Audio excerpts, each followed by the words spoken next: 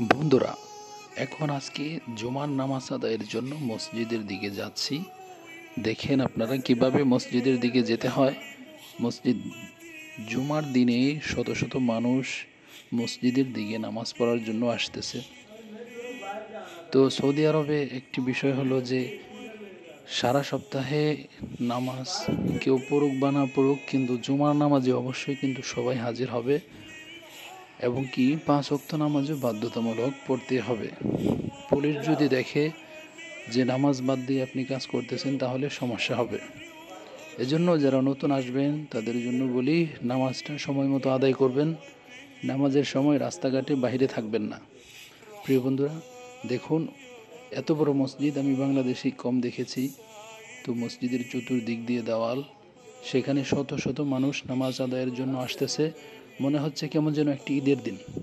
আসলে হাদিসে এমনটাই আছে যে জুমার দিন হলো গরিব মানুষের হজের দিন বা ঈদের দিন।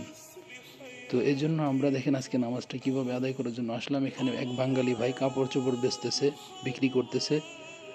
তো এটা অনেক রিস্কের ব্যাপার, কারণ রাস্তার পাশে এইভাবে কাপড় বিক্রি করা পুলিশে যদি দেখে তাহলে আপনাকে ধরে নিয়ে যাবে, সাথে সাথে বাংলাদেশে পাঠিয়ে দিবে।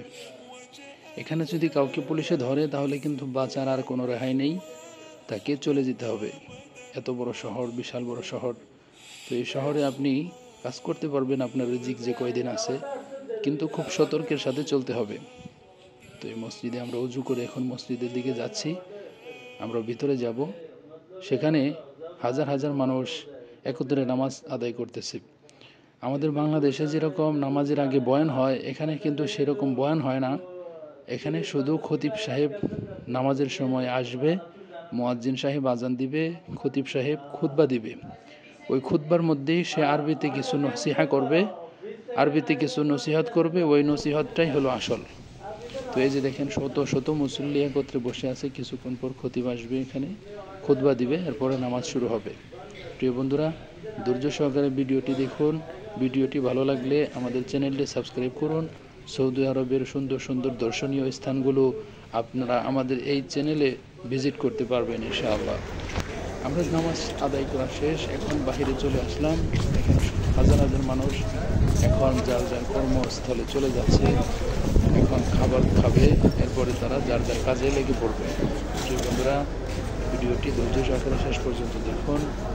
যারা দেখলেন তাদেরকে অসংখ্য ধন্যবাদ। আমাদের সাথেই থাকবেন। ধন্যবাদ।